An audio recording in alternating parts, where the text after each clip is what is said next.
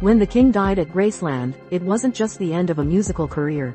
It was the end of an era that had defined American culture for over 2 decades. Radio stations across the country immediately switched to all Elvis programming, and record stores couldn't keep his albums on the shelves as fans desperately tried to hold on to pieces of the man who had soundtracked their youth. The outpouring of grief was unlike anything the entertainment world had seen, with grown men crying openly in the streets and women fainting at impromptu vigils. Smooth Radio zooms out to see how the entire world mourned the death of a rock and roll king. What made Elvis's death so earth-shattering wasn't just his fame, but the fact that he represented the bridge between the innocent 1950s and the rebellious decades that followed. His passing marked the moment when the baby boom generation truly realized they were no longer young, and that their heroes were mortal after all. The wall-to-wall news coverage set the template for how we'd mourn celebrities forever after, turning grief into a shared national experience that brought strangers together in record stores, coffee shops, and living rooms across America. Nobody expected a late-night sketch show to revolutionize television, but SNL's debut changed everything about how comedy worked on the small screen. The show's blend of political satire, musical guests, and irreverent humor gave young adults something they'd been craving: entertainment that spoke their language instead of their parents'. Suddenly, staying home on Saturday night didn't mean you were missing out. It meant you were part of a cultural moment that everyone would be talking about on Monday morning. Forbes takes a trip down memory lane to recall the scope of this event's impact. The impact went far beyond laughs, though. SNL became the launching pad for comedy legends like John Belushi, Gilda Radner, and Bill Murray, while simultaneously creating a new kind of appointment television. Before SNL, late-night TV was mostly talk shows and old movies, but now there was something electric happening after midnight that made you want to stay up and be part of the conversation. The show's influence on everything from political discourse to catchphrases was immediate and lasting, proving that comedy could be just as powerful as any news program. When Archie Bunker first rumbled his way onto television screens, he brought with him conversations that families had never had in their living rooms before. The show tackled racism, women's liberation, and generational conflict with a frankness that made viewers simultaneously uncomfortable and unable to look away. Norman Lear's groundbreaking sitcom didn't just entertain, it forced America to confront its own prejudices and hypocrisies in prime time. Looking back, Time magazine credits this show with changing TV in America. The cultural earthquake that followed changed television forever, proving that audiences were hungry for shows that reflected real life instead of sanitized suburban fantasies. Suddenly, every family dinner became a potential debate about the issues Archie and his family were wrestling with on screen. The show's success opened the door for other socially conscious programming and established the template for using humor to address serious topics, a formula that's still being used today. When home box office began broadcasting, most people saw it as just another way to watch movies without commercials. They had no idea they were witnessing the birth of a revolution. The concept of paying for television seemed almost absurd to families who had grown up with free broadcast networks, but HBO's promise of uncut, unedited entertainment was too tempting to resist. That first night, with its broadcast of Sometimes a Great Notion, marked the beginning of the end for the three-network monopoly that had defined American television. The ripple effects were enormous, though they took years to fully unfold. HBO's success proved that viewers were willing to pay for premium content, paving the way for cable television to explode across the country.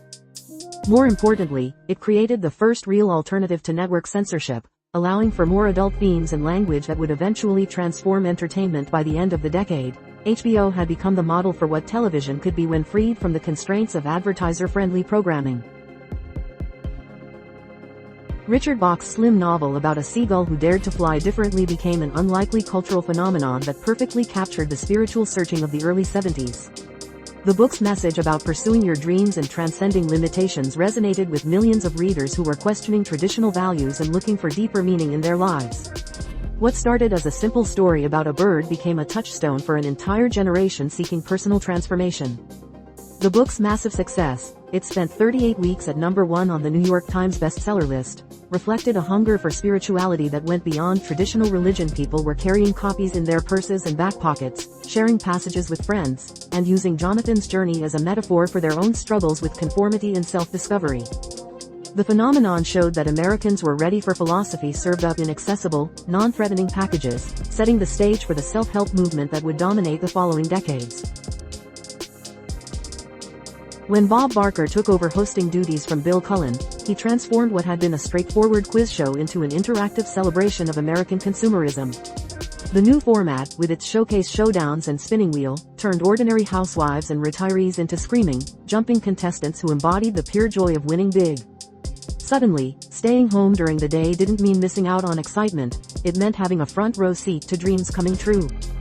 The show's impact on daytime television was immediate and lasting, creating a template for audience participation that influenced everything from talk shows to reality TV. Bob Barker's gentle authority and genuine warmth made him a trusted friend in millions of homes, while the show's celebration of material abundance perfectly captured the spirit of an era when prosperity seemed within everyone's reach. The daily ritual of watching neighbors win cars and vacations became a shared experience that connected viewers across the country, proving that sometimes the simplest pleasures could create the strongest bonds. What seemed like harmless nostalgia for the 1950s actually launched a cultural obsession with the past that would define much of the 70s. The show's idealized vision of simpler times, complete with Fonzie's leather jacket and the Cunninghams' wholesome family values, gave viewers a comforting escape from the turbulent present. Suddenly, everyone wanted to relive an era they remembered as more innocent, even if that memory was largely manufactured by Hollywood. The show's massive popularity sparked a nationwide 50s revival that went far beyond television, influencing fashion, music, and even architecture. Diners started popping up everywhere, complete with jukeboxes and waitresses on roller skates, while the soundtrack to American Graffiti climbed the charts alongside contemporary hits.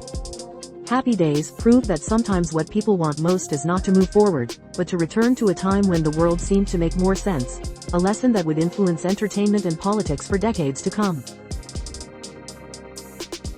When jewelry designer Marvin Wernick introduced his mood ring to the world, he tapped into the decade's fascination with self-awareness and emotional exploration. These simple bands, filled with liquid crystals that changed color based on body temperature, gave people a tangible way to monitor their inner states throughout the day. What seemed like a silly novelty item actually reflected a deeper cultural shift toward introspection and the belief that understanding your emotions was the key to personal growth.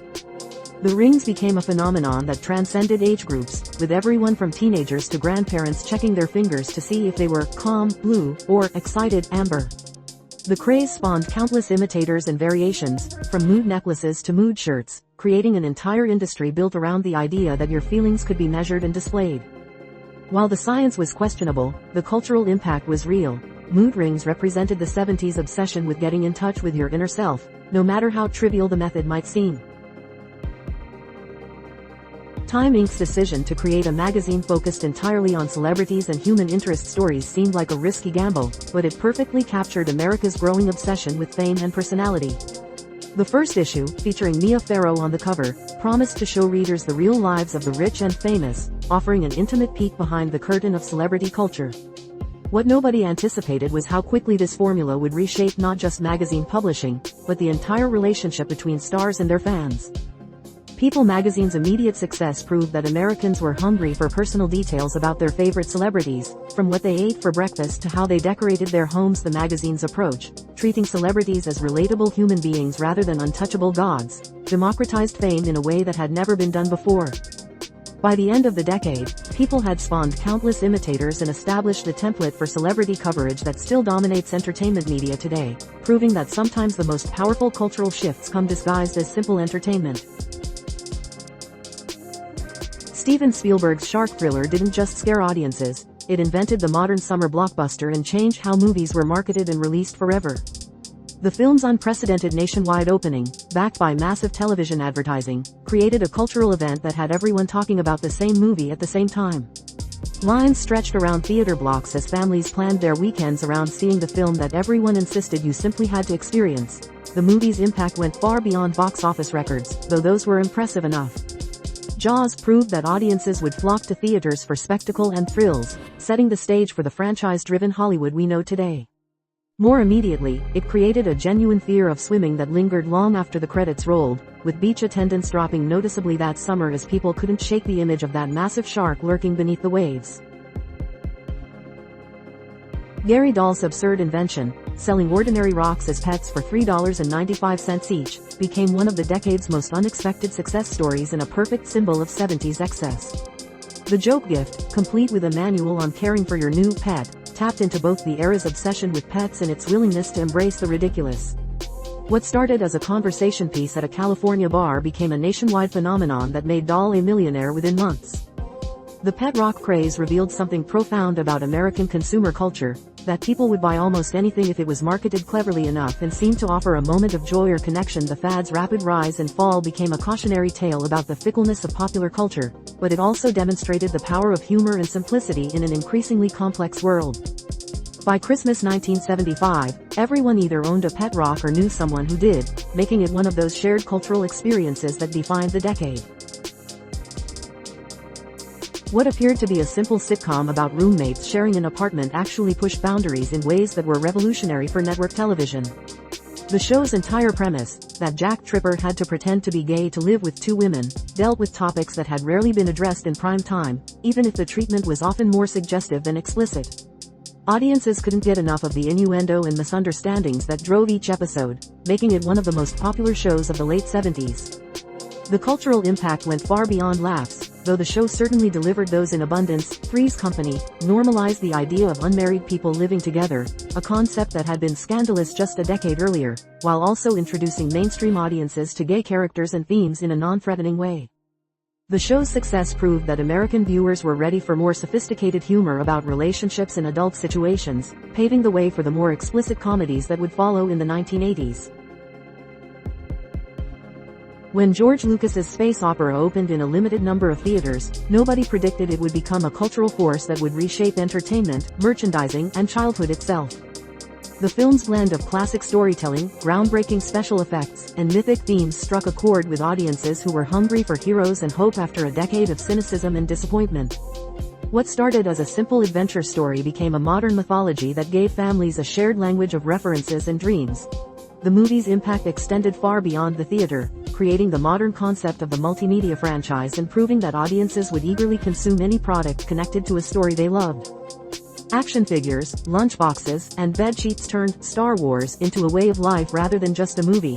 While the film's success convinced Hollywood that science fiction could be profitable and prestigious, by the end of 1977, Star Wars had become more than entertainment. It was a cultural touchstone that united generations and established the template for how blockbuster entertainment would work for decades to come. The 1970s gave us more than just great music and questionable fashion choices. They delivered cultural moments that quietly revolutionized how we lived, laughed, and connected with each other. These weren't just trends that came and went. They were the building blocks of the modern entertainment landscape we still navigate today. Looking back, it's clear that what seemed like simple entertainment was actually the foundation for everything from reality TV to social media, proving that sometimes the biggest changes come wrapped in the most familiar packages.